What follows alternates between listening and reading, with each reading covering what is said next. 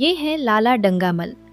जब से लाला डंगामल ने दूसरी शादी की, उनकी जिंदगी पूरी तरह बदल गई। पहले जब उनकी पहली पत्नी जिंदा थी तो वो घर पर बहुत कम रहते थे। सुबह से लेकर करीब 10 से 11 बजे तक पूजा पाठ करते रहते, फिर खाना खाकर दुकान चले जाते। वहां से रात को करीब 1 बजे लौटते और थक कर सो जाते। अगर लीला कभी कहती कि थोड़ा जल्दी घर आ जाया करो तो वो नाराज हो जाते। क्या तुम्हारे लिए दुकान छोड़ दूं या काम धंधा बंद कर दूं? ये जमाना ऐसा नहीं है कि बस थोड़ा सा जल चढ़ाकर लक्ष्मी जी को खुश कर लिया जाए। आज उनके दरवाजे पर माथा टेकना पड़ता है, विनती करनी पड़ती है, फिर भी उनका गुस्सा कम नहीं होता। मैं आपको दुकान पर जाने से तो नहीं मना करती ना, केवल घर जल्दी आने को बोलती हूँ। बस मेरी तबीयत सही नहीं है इसलिए बोल रही हूँ। क्या आज आप जल्दी नहीं आ सकते घर? लाला डंगामल ने अपनी पगड़ी उतारकर खूंटी पर रख दिया और गुस्से में लीला से बोलते हैं, अगर मेरे बैठे रहने से तुम्हारा जी अच्छा हो जाता है तो मैं दुकान नहीं जाऊंगा। लीला अपने पति की इस बेरुखी से हताश होकर बोलती है, मैं आपको दुकान जाने से थोड़ी मना कर रही हूँ। मैं तो बस इतना कह रही हूँ कि मुझे आपके बिना इस घर में अच्छा नहीं लगता है। आपकी बहुत याद सताती है।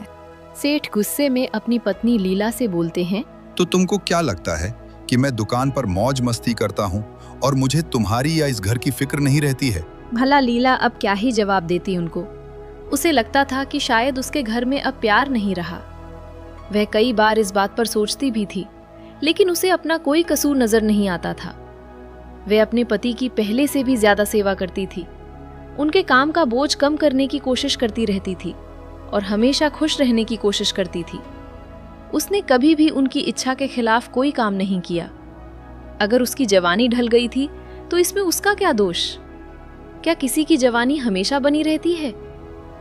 और अगर अब उसका स्वास्थ्य पहले जैसा अच्छा नहीं था तो इसमें भी उसका क्या कसूर? फिर उसे बेवजह सजा क्यों दी जा रही थी? लीला अब 40 साल की होकर खुद को बूढ़ी समझने लगी थी, जबकि डंगामाल 43 साल के होकर भी खुद को जवान मानते थे और जवानी के जोश और उत्साह से भरे रहते थे। अब उन्हें लीला से एक तरह की नफरत सी हो गई थी और वह उन्हें देखकर घबरा जाती थी। अच्छा ये बताओ, आज तबीयत कैसी है तुम्हारी? क्या आज भी बुखार है? लीला क्या जवाब देती? अगर वह कह देती कि बहुत खराब है तो शायद वे साहब वहीं बैठ जाते और उसे उल्टा सीधा सुनाकर अपना गुस्सा निकालते, और अगर कहती कि अच्छी है तो वह निश्चिंत होकर 2 बजे तक भी ना आते।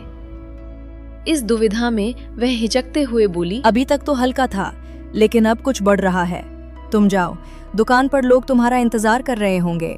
हाँ, ईश्वर के लिए 1-2 ना बजा देना। लड़के जैसे जाते हो मुझे बिल्कुल अच्छा नहीं लगता, मेरा मन घबराता है। सेठ जी झूठा प्यार दिखाते हुए बोलते हैं, 12 बजे तक जरूर आ जाऊंगा, या फिर 11:30 से पहले तो बिल्कुल भी नहीं।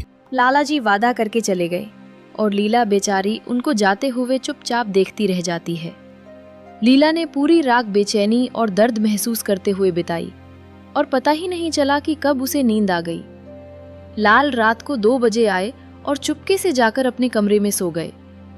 इसी दुख के कारण अगले दिन आखिरकार इस बीमारी ने लीला की जान ले ली।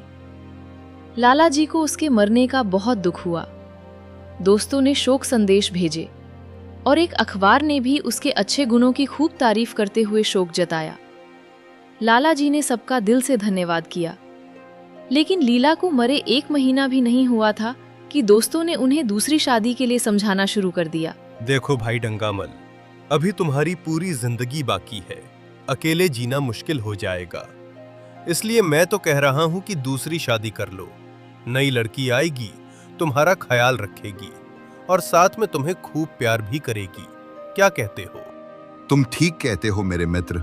अभी तो हम जवान हैं, हमारे पास इतनी जल्दी बुढ़ापा कहाँ आने वाला है, और अभी तो जिंदगी में बहुत कुछ करना बाकी है मेरे यार। मैं जल्दी से कोई सुंदर लड़की देखकर विवाह कर लेता हूँ।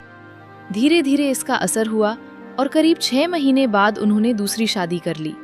जब से लाला जी की नई पत्नी आई, उनकी जिंदगी पूरी तरह बदल गई। अब उन्हें दुकान से पहले जैसा लगाव नहीं रहा। कई हफ्तों तक दुकान पर न जाने से भी उनके काम पर कोई असर नहीं पड़ता था। पहले जो जीने की ताकत धीरे धीरे खत्म हो रही थी, अब वह फिर से जाग उठी थी, जैसे सूखा पेड़ फिर से हरा हो जाए और उसमें नई नई पत्तियां आने लगीं। भाई, हम तो हमेशा जवान रहे हैं और हमेशा जवान रहेंगे। अगर बुढ़ापा हमारे पास आया तो उसे मुंह काला करके गधे पर उल्टा बैठाकर शहर से निकाल देंगे। लोग जाने क्यों जवानी और बुढ़ापे को उम्र से जोड़ देते हैं। आजकल के युवाओं को क्या आप सच में जवान कह सकते हैं? उनकी हजारों जवानियों को भी मैं अपने 1 घंटे के बराबर नहीं मानता। उनकी जिंदगी में न कोई उत्साह है, न कोई शौक। उनकी जिंदगी तो बस गले में पड़े एक बोझ जैसी है। लाला जी बार बार यही बातें आशा के दिल में बैठाने की कोशिश करते रहते थे। वह उसे बार बार सिनेमा, थिएटर और घूमने फिरने के लिए कहते थे, लेकिन आशा को पता नहीं क्यों इन सब चीजों में बिल्कुल भी दिलचस्पी नहीं थी। चलो आज बाजार जाकर नदी की सैर करते हैं। बरसात का मौसम है, नदी भरी हुई है। आसमान में बादल ऐसे लग रहे हैं जैसे रंग बिरंगी वर्दी पहने सेना खड़ी हो। सड़क पर लोग गाते बजाते चल रहे हैं। आशा लाला जी की बात सुनकर उदास हो जाती है और बोलती है, मेरा मन नहीं है जाने का, आप चले जाइए, मुझे और कई काम करने हैं। अरे तुम्हारा मन कैसे नहीं करता घूमने फिरने का? चलो, दरिया की सैर बहुत मजेदार होगी, बाजार में बहुत रौनक होगी। रसोइया अच्छा खाना नहीं बनाते, आप खाने बैठोगे तो फिर उठ जाओगे। मैं घर पर रहकर आपके लिए खाना बनाऊंगी। असल में आशा अपना ज्यादातर समय लाला जी के लिए तरह तरह का खाना बनाने में लगाती थी। उसने कहीं सुन रखा था कि एक उम्र के बाद आदमी को खाने पीने में ही सबसे ज्यादा खुशी मिलती है। ये सोचकर लाला जी बहुत खुश हुए। उन्हें लगा कि आशा उन्हें बहुत प्यार करती है, तभी तो उनकी सेवा के लिए सैर छोड़ रही है। और एक उनकी पहली पत्नी थी लीला, जो हमेशा उनके साथ रहने को तैयार रहती थी और हमेशा उनके साथ जाने के लिए तैयार रहती थी, जिससे लाला जी परेशान हो जाते और सारा मजा खराब हो जाता था। फिर उन्होंने प्यार भरे अंदाज में कहा, तुम्हारा भी बड़ा अजीब मन है। अगर एक दिन सब्जी ठीक न बने तो क्या आसमान टूट पड़ेगा? तुम तो मुझे बिल्कुल काम का नहीं छोड़ती। अगर तुम नहीं चलोगी तो मैं भी नहीं जाऊंगा। आशा ने जैसे मुश्किल से बात टालते हुए कहा, आप भी मुझे बार बार बाहर घुमा फिराकर मेरा मूड खराब कर देते हैं। अगर ये आदत पड़ गई तो घर का काम कौन करेगा? मुझे घर के काम की जरा भी चिंता नहीं है, बिल्कुल भी नहीं। मैं तो चाहता हूँ कि तुम्हारा मूड खराब न हो और तुम घर के झंझटों से दूर रहो। और तुम मुझे बार बार आप क्यों कहती हो?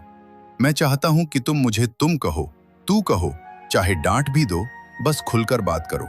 तुम तो मुझे आप कहकर ऐसे दूर कर देती हो जैसे मैं कोई देवता हूँ। मैं अपने घर में देवता नहीं, एक सामान्य इंसान बनकर रहना चाहता हूँ। आशा ने हल्की मुस्कान के साथ कहा, ठीक है, मैं आपको तुम कहूंगी, लेकिन तुम तो बराबरी वालों को कहा जाता है, बड़ों को कैसे कहूं? आप तो मुझसे उम्र में कई साल बड़े हैं और जो अपने से बड़े होते हैं उनको आप ही कहा जाता है। अगर मुनीम 1 लाख का घाटा बता देता तो भी लाला जी को इतना दुख नहीं होता जितना आशा की इस बात से हुआ। उनका सारा उत्साह ठंडा पड़ गया। जो अच्छे कपड़े और साज सज्जा उन्होंने कर रखी थी, अब उन्हें खुद ही बेकार और मजाक जैसी लगने लगी, जैसे उनका सारा जोश एकदम खत्म हो गया हो। निराश होकर उन्होंने कहा, तो तुम चलोगी या नहीं? बस इतना बता दो। मेरा मन नहीं है, आप अकेले चले जाइए, मुझे घूमना अच्छा नहीं लगता। लाला जी के जिद पर आशा चली तो गई, लेकिन उसके अंदर कोई खुशी नहीं थी। वे बिल्कुल साधारण कपड़ों में थी, न अच्छी साड़ी, न गहने, न कोई सजावट, जैसे कोई विधवा हो। लाला जी अपने मन में सोचते हैं, घर में महंगे गहनों के बक्से भरे पड़े थे, कई जगहों से मंगवाए गए, दिल्ली, कलकत्ता, फ्रांस से। बहुत सारी कीमती साड़ियां भी थीं, एक नहीं सैकड़ों। लेकिन ये सब बस बक्सों में पड़े पड़े खराब हो रहे थे। फिर कई महीनों तक लाला जी ने कोशिश की कि आशा खुश हो जाए, लेकिन सफल नहीं हुए।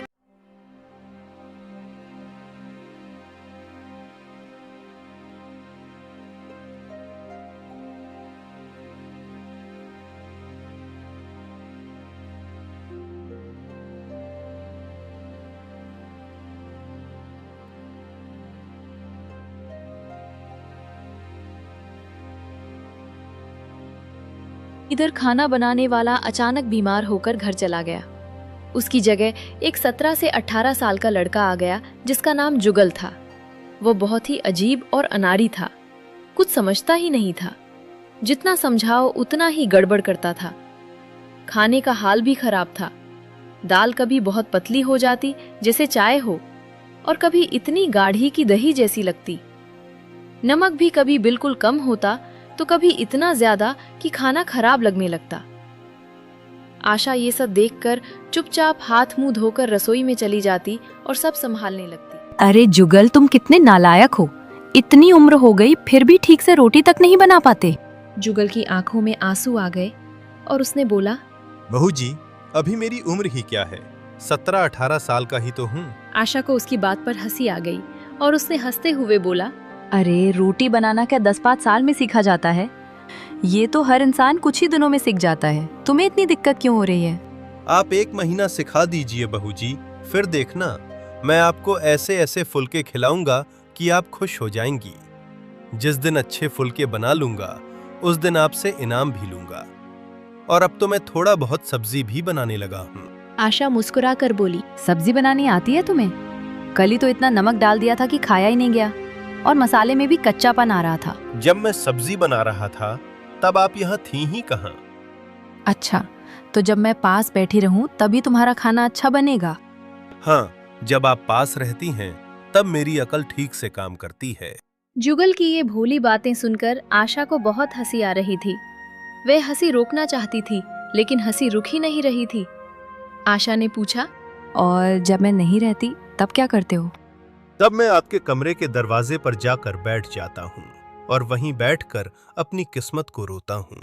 आशा ने हंसी रोकते हुए जुगल से पूछा, तुम रोते क्यों हो? ये मत पूछिए बहू जी, आप नहीं समझेंगी। आशा समझ गई कि जुगल उसे पसंद करता है, लेकिन उसने इसे नजरअंदाज कर दिया और ऐसे बर्ताव किया जैसे कुछ समझा ही नहीं। फिर उसने पूछा, जब तुम्हारे दादा आ जाएंगे तब तुम चले जाओगे?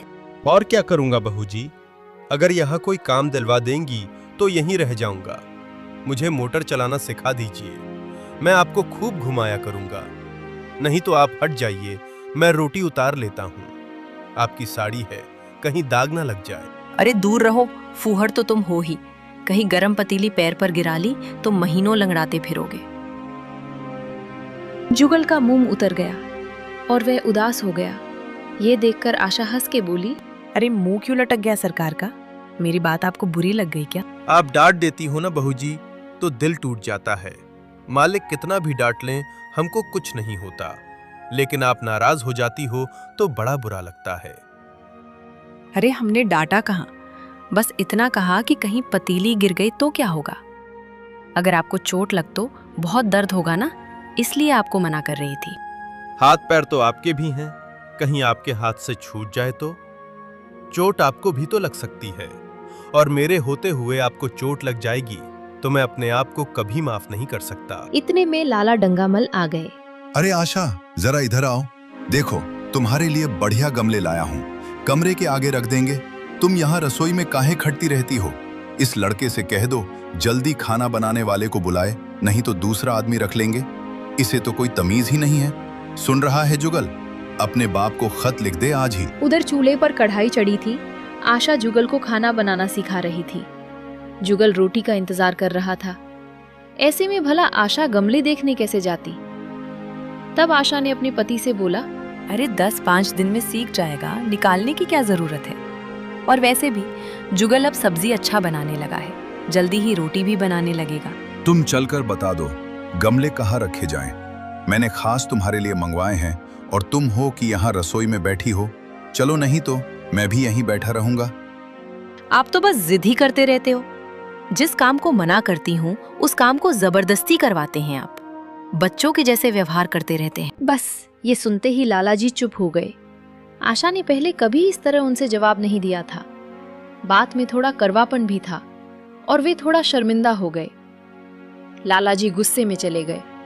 उनका मन कर रहा था कि सारे गमले तोड़ दें और पौधों को फेंक दें। जुगल डरते हुए बोला, बहू जी आप चली जाइए, नहीं तो मालिक नाराज हो जाएंगे।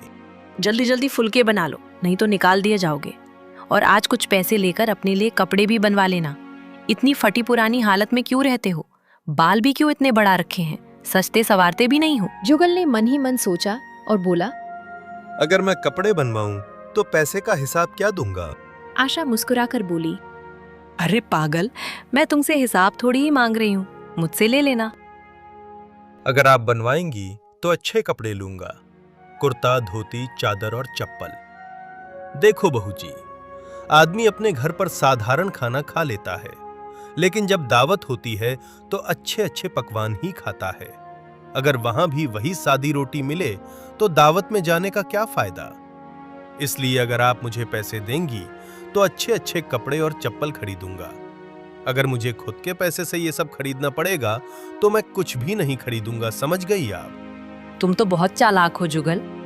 अच्छा, ये सब मैं नहीं जानती।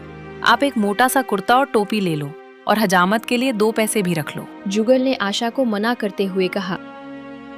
नहीं, रहने दीजिए। अच्छे कपड़े पहनकर जाऊंगा तो आपको मेरी याद आएगी, लेकिन साधारण कपड़े पहनूंगा तो कोई खास फर्क नहीं पड़ेगा। जब मैं यहाँ से जाऊं तो आप मुझे अपनी एक फोटो दे देना। मेरी फोटो लेकर क्या करोगे? मैं उसे अपने कमरे में लगा दूंगा और रोज देखूंगा। आप वही साड़ी पहनना जो कल पहनी थी, और मोतियों की माला भी। बिना सज धज के आप मुझे अच्छी नहीं लगती। आपके पास तो बहुत गहने होंगे, आप पहनती क्यों नहीं? थोड़ी देर बाद लाला जी की गुस्से में आवाज आई और उन्होंने बोला। अभी तक जुगल ने ठीक से रोटियां नहीं बनाई। अगर कल से भी उसने अच्छी रोटियां नहीं बनाई तो मैं उसे निकाल दूंगा। आशा जल्दी से हाथ मुंह धोकर खुश मन से लाला जी के साथ गमले देखने चली गई। उस समय वह बहुत खुश लग रही थी, जैसे उसकी सारी उदासी खत्म हो गई हो। उसने गमलों को बड़े ध्यान से देखा और बोली, मैं इनमें से एक भी गमला नहीं जाने दूंगी। सब मेरे कमरे के सामने ही रखे जाएंगे। कितने सुंदर पौधे हैं। अरे इतने सारे गमले क्या करोगी? कुछ पसंद कर लो, बाकी बाहर रखवा दूंगा। तुम तो बड़ी लालची हो, 2-4 तो दे दो, बड़ी मेहनत से लाया हूँ। नहीं, मैं एक भी नहीं छोड़ूंगी, सब यहीं रहेंगे। हाँ, मान लो लालची हूँ, लेकिन आपको एक भी गमला नहीं दूंगी। अगले दिन आशा ने खुद को अच्छे से सजाया। उसने फिरोजी रंग की साड़ी पहनी और गहने भी पहने। उसे देखकर लाला जी की आंखें चमक उठीं। उन्हें लगा कि अब आशा के दिल में उनके लिए प्यार बढ़ रहा है। पहले आशा कभी गहने नहीं पहनती थी, लेकिन आज वे पूरी तरह सजी धजी थी और बहुत खुश लग रही थी। वे इतराती हुई चल रही थी, जैसे कहना चाहती हो, देखो मैं कितनी सुंदर हूँ। पहले जो कली बंद थी, आज वो खिल गई थी। लाला जी को उस पर और भी ज्यादा मोह हो गया। वे चाहते थे कि उनके दोस्त और रिश्तेदार भी उसे देखें और उसकी खूबसूरती की तारीफ करें। चलो कहीं घूम आते हैं, बाहर मौसम भी बहुत अच्छा है। मैं अभी कैसे जा सकती हूँ? मुझे भी रसोई में काम करना था और वहाँ से जल्दी छुट्टी भी नहीं मिलेगी। फिर घर के बाकी काम भी थे। अगर मैं घूमने चली गई तो सब काम कौन करेगा? नहीं, आज तुम्हें रसोई में नहीं जाने दूंगा। आज खाना बनाने वाले की भी छुट्टी हो जाएगी। लाला जी की बात सुनकर आशा के चेहरे की खुशी धीरे धीरे कम हो गई और वह थोड़ी उदास हो गई। वह लेट गई और बोली, आज न जाने क्यों दिल में अजीब सा मीठा दर्द हो रहा है। ऐसा दर्द पहले कभी नहीं हुआ। ये दर्द कब से हो रहा है और तुमने मुझे बताया क्यों नहीं? मैं वैद्य से दवा मंगवा देता। रात से ही हो रहा है, बीच बीच में थोड़ा कम हो जाता है, फिर शुरू हो जाता है। सेठ जी सोचने लगे कि शायद आशा माँ बनने वाली है। उन्हें याद आया कि किसी वैद्य ने कहा था कि ऐसी हालत में दवा सोच समझ कर लेनी चाहिए। यही सोचकर वो वैद्य जी के पास दवा लेने चले गए। उनके जाने के बाद जुगल आता है और आशा से बोलता है, बस बहू जी, आप ऐसे ही तैयार रहिए। आज मैं आपको चूल्हे के पास नहीं जाने दूंगा। आशा ने नयन बाण चलाकर कहा। क्यों? आज ये नया नियम क्यों? पहले तो तुमने कभी मना नहीं किया। आज आप बहुत सुंदर लग रही हैं। लाला डंगामल पहले भी कई बार आशा की सुंदरता और जवानी की तारीफ कर चुके थे, लेकिन उनकी बातों में बनावट झलकती थी। उनके शब्द ऐसे लगते थे जैसे बस दिखावा कर रहे हों। लेकिन जुगल की सीधी सादी बातों में सच्चाई थी। एक अलग असर था जिसने आशा को अंदर तक छू लिया। आशा ने कहा, तुम मुझे नजर लगा दोगे जुगल? ऐसे क्यों देख रहे हो? जब मैं यहाँ से चला जाऊंगा तब आपको मेरी बहुत याद आएगी। रसोई बनाकर तुम दिन भर क्या करते हो? काम में मन नहीं लगता? मालिक रहते हैं इसलिए आपके पास नहीं आता, लेकिन अब तो मुझे जवाब मिल रहा है। देखिए आगे क्या होता है। तुम्हें नौकरी से कौन निकाल रहा है? सरकार ही कह रहे हैं कि तुम्हें निकाल दूंगा। तुम अपना काम ठीक से करो, कोई नहीं निकालेगा। अब तो तुम अच्छे फूल के भी बनाने लगे हो। सरकार बहुत गुस्से वाले हैं। 2-4 दिन में उनका गुस्सा शांत हो जाएगा। अगर तुम मेरे साथ रहोगे तो तुम्हें अपने पिता जैसे लगेंगे। तुम मेहनती हो, लेकिन बात करते समय थोड़ा संभल कर बोला करो। मेरा मुंह बंद कर लीजिए, लेकिन यहाँ सब लोग यही कहते हैं। अगर मेरा भी विवाह किसी 50 साल की औरत से कर दिया गया तो मैं घर छोड़कर भाग जाऊंगा, या जहर खा लूंगा, या उसे ही जहर दे दूंगा। फांसी तो होगी ही, फिर डर कैसा। ये सुनकर आशा अपना गुस्सा रोक नहीं पाई। जुगल की बात ने उसके दिल को गहराई से छू लिया था। आशा बोली, किस्मत भी कोई चीज होती है। तुम्हारी शादी भी किसी बूढ़ी औरत से ही होगी, देख लेना। तो मैं भी जहर खा लूंगा, देख लेना। ऐसा क्यों सोचते हो? बूढ़ी औरत तुम्हारी ज्यादा देखभाल करेगी, तुमसे ज्यादा प्यार करेगी और तुम्हें सही रास्ते पर रखेगी। ये सब तो माँ का काम होता है, पत्नी तो किसी और काम के लिए होती है। अच्छा बताओ तो सही, पत्नी किस काम के लिए होती है? तभी मोटर की आवाज आई। अचानक आशा का दुपट्टा सिर से खिसककर कंधे पर आ गया। उसने जल्दी से उसे ठीक करके सिर पर ओढ़ लिया और अपने कमरे की तरफ जाते हुए बोली, जब लाला जी खाना खा ले तब आना।